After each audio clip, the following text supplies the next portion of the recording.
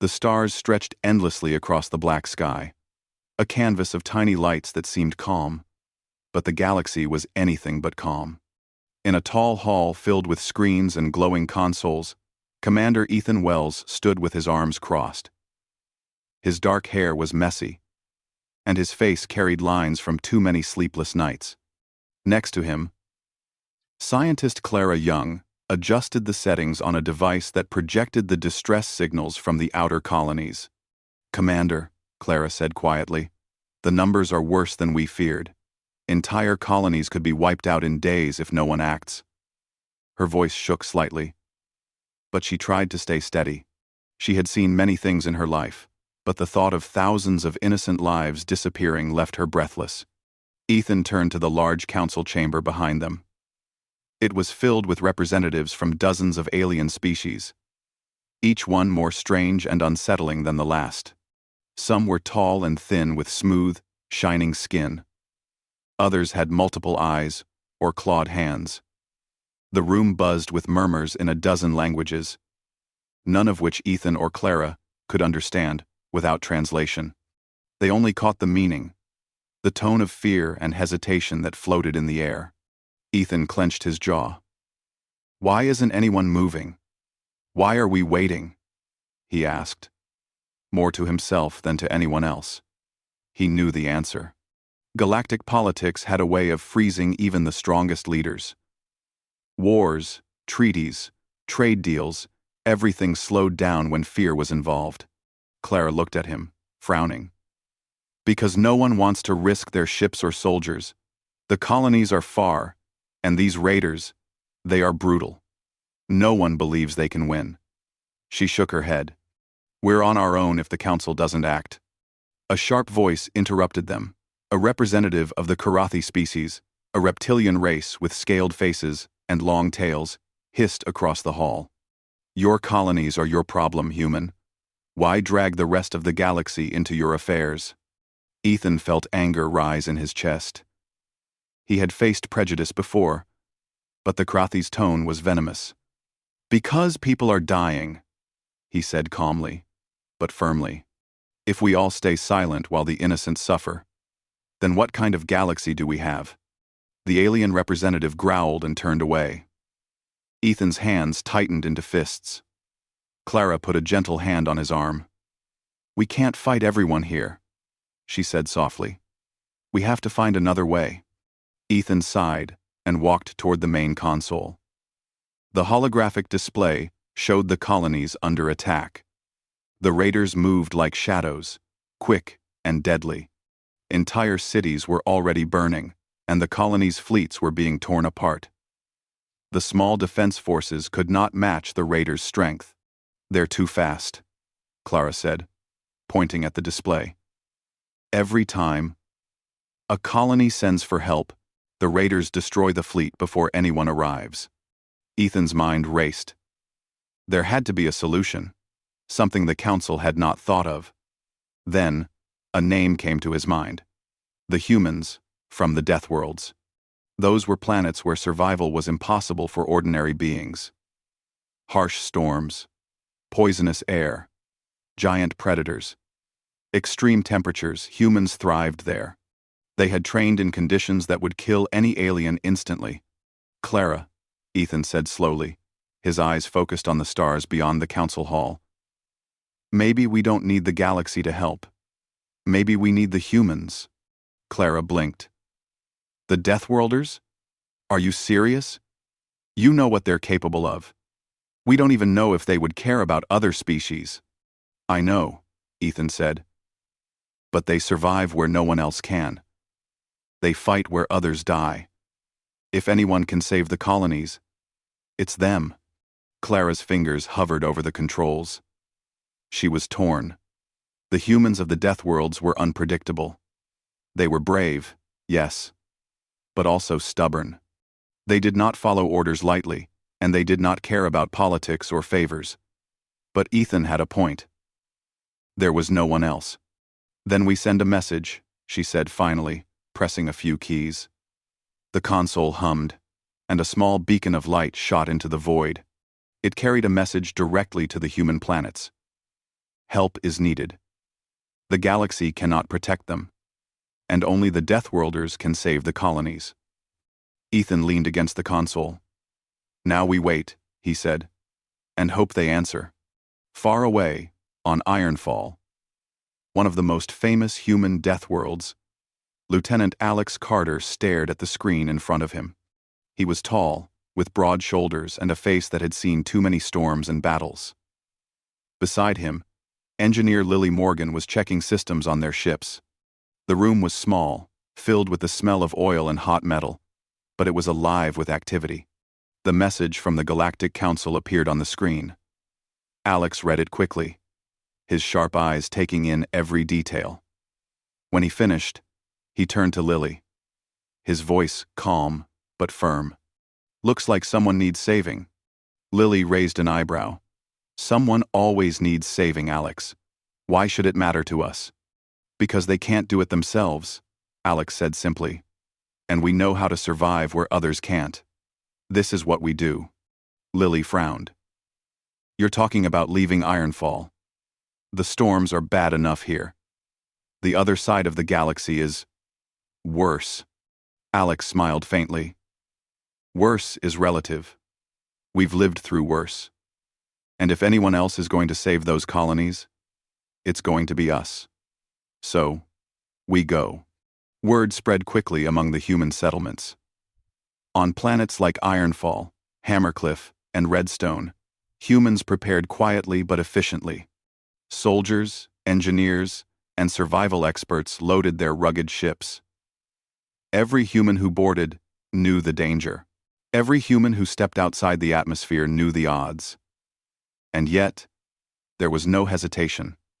Survival, courage, and honor were in their blood. Back in the Galactic Council, Ethan and Clara watched the beacon they had sent. Minutes passed. Hours. The Council continued to debate, but no one else intervened. Just when hope was fading, a reply arrived. It was simple, but terrifying in its clarity. The Council members reacted with disbelief. The Crothy representative hissed in anger. What? The humans? They are insane. They cannot reach the colonies in time. And even if they do, Ethan's heart pounded. Even if they do? He asked. They are wild. They kill without mercy. You don't want them involved. The Crothy spat. Ethan shook his head. They are exactly what we need. Across the void, human ships slipped through hyperspace, sleek but reinforced, each one bristling with weapons and survival gear. Alex and Lily oversaw the last preparations. Their team was ready. Soldiers checked their armor, engineers tested the engines, and scouts mapped the raider positions as best as they could. Every human on board had trained for impossible worlds, and every one of them understood that this mission could be the hardest they had faced. Still, there was a quiet excitement. Humans thrived in danger. Deathworlders, as they were called, had been raised in the hardest conditions imaginable. And they were ready to meet this challenge head-on. As the ships prepared to jump into the war-torn system, Ethan and Clara watched from the council. They could only hope the humans would arrive in time. The colony's survival depended on it. And even if the aliens around them refused to act, they knew that sometimes only humans could face the impossible and come back victorious. In the darkness of space, among the stars that stretched endlessly, a new chapter of the galaxy's story was about to begin. Humans were coming, and wherever they went, hope followed, but danger followed too, because Deathworlders were not gentle. They were relentless. They were unstoppable, and the galaxy was about to see exactly why. Alex Carter walked along the narrow corridor of the main ship, the Iron Sentinel, his boots making a soft echo on the metal floor. Around him, engineers and soldiers moved with purpose. Every human on the ship was preparing for what lay ahead, and there was a quiet tension in the air. Even in the harshest Deathworld conditions, humans respected preparation. Every tool, every weapon, every plan had to be ready. Lily Morgan stood near a console, her hands moving quickly over the controls. She checked the weapons systems for the 10th time, making sure the energy beams and projectile launchers were fully operational. If these raiders think they can survive our first strike, they're wrong, she said with a half-smile. Her dark hair was tied back, and her green eyes reflected the glow of the screens. Alex nodded. They'll learn the hard way. That's how we do things. He paused and looked out the viewport. Ironfall's sky was a swirl of orange storms and jagged lightning. From here, it seemed almost peaceful. But he knew the truth. Humans thrived in danger. The harsher the world, the sharper they became. On another ship in the fleet, Lieutenant Dana Brooks trained her strike team. They ran drills, moving quickly through simulated raider attacks. The simulations were simple by human standards, but they stressed quick thinking and survival instincts. Dana barked commands, and the team responded without hesitation. Each member had survived worlds where falling from a cliff could mean death, or where poisonous air and giant predators were normal. These were not ordinary soldiers, they were Deathworlders. Meanwhile, Alex and Lily met with their pilots in the navigation bay. The star charts of the Raider system flickered on the main screen. It was a dangerous place. Asteroid belts, collapsing moons, and unstable gravity fields made travel tricky. But the humans did not fear danger. They calculated it, mastered it, and used it as an advantage. Look here, Alex said, pointing at a cluster of hostile ships near a colony. They expect reinforcements from the Council, but we'll be the first to arrive. They won't know what hit them. Lily studied the display. The raiders are heavily armed, but they are predictable. They stick to their attack patterns. We can use that. If we split the fleet into 2 groups, one can distract them while the other hits the colony defenses. Exactly, Alex said. They won't see it coming. That's how we win. Far away in space, the raider fleet had no idea that humans were coming. Their leaders were confident. They had already destroyed smaller fleets, and thought the galaxy's weakness would let them continue unchecked. They had not heard of Deathworlders. They did not understand humans from worlds like Ironfall or Redstone. And soon, they would find out. On the Iron Sentinel, Alex walked through the cargo bay where soldiers loaded supplies. Bullets, grenades, energy shields, and survival gear were stacked in neat piles. Humans trained for any environment: acid, rain, extreme heat, toxic clouds, or frozen wastelands. Each soldier carried tools not just to fight, but to survive. A young soldier, Mark Benson, approached Alex nervously. "Lieutenant, the team is ready. Everyone's asking when we jump into the system." Alex put a hand on his shoulder. "Soon, Mark. But remember, this isn't just about jumping in. We have to think. We have to adapt. The raiders may be strong, but they're not smart. We will use that." Mark nodded, his nerves easing slightly. He had trained for years on death worlds, but this was his first mission in real space combat. Still, he trusted the humans around him. He knew their survival skills were unmatched. Lily joined Alex, holding a small tablet with final calculations. "Our jump path is set. We'll appear behind the raider fleet, near the asteroid belt. That gives us cover, and the raiders won't expect us there." Alex smiled faintly. "Perfect. Let's get the rest of the fleet aligned. Time to move." The human ships began their jump into hyperspace. They disappeared from view, leaving Ironfall behind. Within moments, they emerged near the raider system, their sensors lighting up with enemy positions. The sight was striking hundreds of raider ships, heavily armed, spreading chaos across the colonies. Alex took a deep breath. "This is it. Everyone, stay sharp. Remember your training. Remember who we are. Deathworlders survive where no one else can. We are about to prove it." The fleet split into 2 groups as Lily had planned.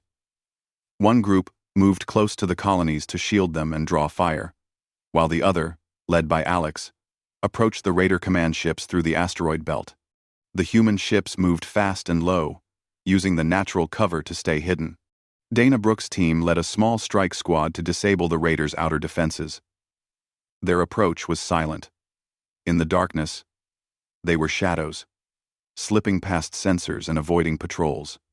Using simple but effective weapons, they took out key turrets and communications nodes. The Raiders had no idea what was happening until the damage was done. Meanwhile, Alex's ship darted through the debris of the asteroid belt. He maneuvered skillfully, weaving between rocks and energy blasts.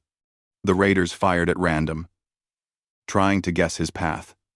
But humans had trained for impossible odds. Every movement was calculated, every turn precise. Shields at 60%. Lily's voice came over the comm. We're taking minor hits, but nothing critical. Focus on the command ships. Alex nodded. Understood. Target the lead ship. If we take out their leader, the rest will panic. The fleet opened fire, energy beams cutting through space like lightning. The Raiders scrambled, but humans were relentless. Smaller ships darted between asteroids, striking quickly and retreating. Larger ships fired from behind cover, coordinating their attacks with precision. Chaos erupted among the Raiders, who were used to overwhelming weaker opponents with brute force. Alex's ship finally reached the command vessel. He activated the boarding protocols. A team of Deathworlders prepared to jump through the airlock. They wore reinforced suits and carried specialized weapons designed for close combat. Each member of the team was trained to fight in any condition, from toxic storms to zero gravity. As they boarded the Raider ship, Alex led them silently through the corridors. The Raiders were caught off guard. The humans moved like predators, striking quickly, disabling enemy crews without hesitation. The command room was in sight, and Alex's team approached from multiple angles. Inside, the Raider leaders argued, unaware that the humans were already inside. The Deathworlders struck with deadly efficiency. In minutes, the command room was under human control. The lead Raider was captured, his plans destroyed, and his fleet thrown into confusion. Outside, the rest of the human fleet continued to attack. Colonies that had been on the brink of destruction now had a chance to survive. Human tactics, bravery, and adaptability turned the tide. What seemed impossible a few hours ago now felt achievable. Ethan and Clara watched from the council chamber, disbelief and awe on their faces. They had not expected humans to act so quickly or so effectively. The Deathworlders, who had once been considered reckless and dangerous, were proving to be the galaxy's unexpected heroes. Alex contacted the colonies. This is Lieutenant Carter. The humans are here. Stay calm and follow instructions. Help is coming. The colonies responded with relief and gratitude. Ships that had been cornered by Raiders now had allies, and the humans were leading the counterattack. Across the galaxy, whispers began to spread about the Deathworlders. Stories would tell of humans who could survive anything, who struck where others feared to go, and who faced the impossible without hesitation. Back on the Iron Sentinel, Alex and Lily watched as the Raider fleet fell apart. The humans were not just fighting, they were dominating. Every strategy they had trained for on Deathworlds was coming to life in space combat. They adapted, they survived, and they struck with precision. Lily leaned toward Alex. It's working. They didn't expect us, and now they're panicking. Alex nodded. They never expect humans. That's why we survive. That's why we win.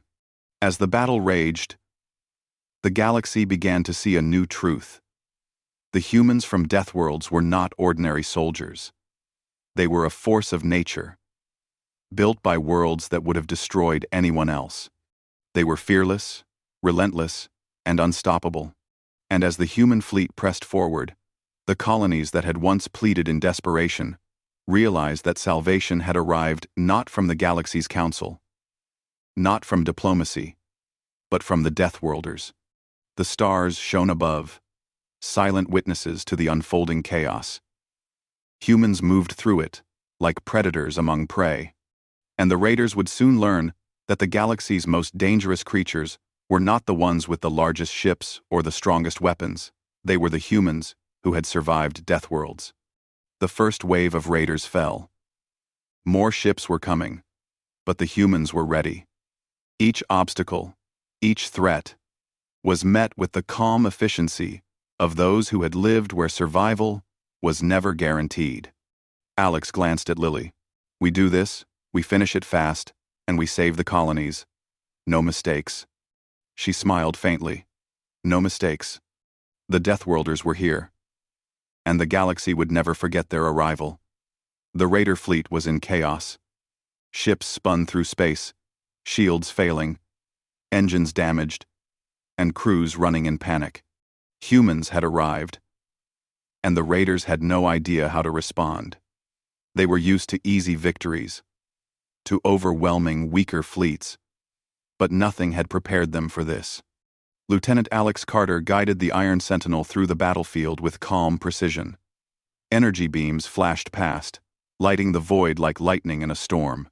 He watched his crew work together, moving with practiced efficiency. Every human on the ship knew their role. Every human knew that survival required focus, speed, and courage. Damage report, Alex called, over the comm. Minor hull breaches on the port side, Lily Morgan answered. Shields. Holding. Weapons. Ready. And fully operational. Good. Prepare for boarding, Alex said, his voice steady.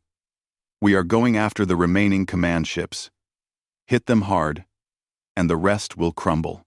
Across the battlefield, smaller raider ships tried to regroup. They fired blindly, hoping to damage the human fleet. But the humans moved like predators. They used the debris of destroyed ships and asteroids as cover. Their tactics were unpredictable. The raiders could not anticipate where they would strike next. Captain Dana Brooks led her team of Deathworlder soldiers onto a raider vessel. The boarding pod slipped silently into the ship's docking bay. As the doors opened, Dana signaled her team forward. They moved quickly through the corridors, disabling enemy crews before alarms could fully sound. The raiders were caught off guard. They had expected resistance, but not this level of efficiency. Humans struck silently, moving from one target to another. Their weapons precise, their movements coordinated. Every strike was calculated to maximize impact and minimize risk. Meanwhile, Alex led a group toward the raider flagship. They approached from the asteroid belt, moving between massive rocks that could crush a ship in moments. The raiders fired blindly, hitting asteroids instead of the agile human vessels. Alex smiled faintly. Humans had trained in conditions like this for generations. A storm, a collapsing mountain, or a planet of acid rain, they had faced them all and survived. Space combat was just another challenge. Shields at 70%, Lily reported. We can take more hits. But be careful. They are starting to fire with focus now. Alex nodded. Stay calm. Keep moving. Remember the training. Inside the raider flagship, chaos spread. The human boarding teams disabled security systems and neutralized enemy leaders. Soldiers who had survived planets where the ground itself tried to kill them now moved through zero-gravity corridors as if it were nothing. Their instincts, honed on Deathworlds, gave them an edge no alien could match. On the bridge of the flagship, the raider leader screamed orders. His voice was harsh, commanding, but the humans did not falter. They had no fear. Fear was a luxury for those who had never faced true danger. The humans had faced storms that could melt metal, beasts that could crush bone, and worlds where breathing could kill. Fear had been burned out of them long ago. Alex's team reached the control room. They moved quickly, securing the bridge and capturing the raider officers. With their leaders gone, the raider ships began to falter. Orders were not followed. Formation broke down. The humans had not only attacked physically, they had shattered the enemy's command structure. From orbit, Ethan Wells and Clara Young watched the fleet through long-range sensors. They could not believe what they saw. Humans, who many species had dismissed as reckless or dangerous, were taking control of the battle. Colonies that were on the brink of destruction were now gaining hope. The Deathworlders were proving why they were feared across the galaxy. Alex moved back to his ship. "We hold the line," he said to his crew. "Keep pressure on them. Make sure they don't regroup. And remember, we protect the colonies above all else." Lily nodded. "Weapons ready. We'll strike any ship that moves toward the colonies." The smaller raider ships attempted a counterattack. They tried to flank the humans, hoping to find a weak point. But humans were adaptable. They split their forces, some moving to intercept the attackers, while others continued to secure the flagship. Every movement was calculated, precise, and deadly. Dana Brooks' boarding team had reached the raiders' main armory. They disabled weapons, destroyed ammunition stores, and set charges to prevent the raiders from regrouping. The explosions shook the ship, but the humans were safe, moving with speed and confidence. Every step had been trained, every action rehearsed. Back on the battlefield, Alex's ships coordinated with the smaller human fleet. Energy beams cut through the raiders' defenses, shields collapsed, and hulls were pierced. Colonists watched in awe as their saviors moved with efficiency and skill. The humans were not just fighting, they were dominating. One raider ship, larger than the others, tried to escape. Alex ordered a squad to intercept it. The smaller human ships moved quickly, cutting off its route. The raider fired blindly, but the humans anticipated every move. They trapped the ship between asteroids and energy blasts, leaving it no escape. Inside, the raider crew panicked. Humans stormed the vessel, their training and instincts overwhelming the defenders. Within minutes, the ship was secured. Every raider on board was either captured or neutralized. "Another one down," Alex said over the comm. "Keep pushing. We're not done yet."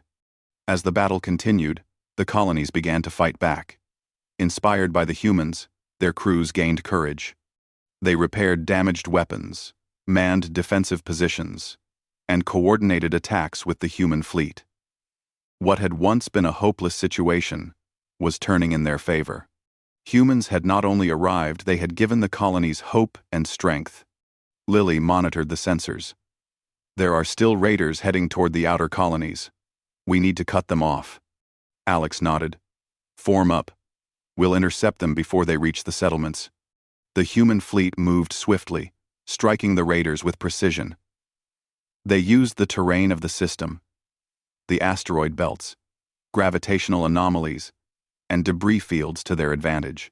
Raiders could not predict their attacks, and each strike further demoralized the enemy.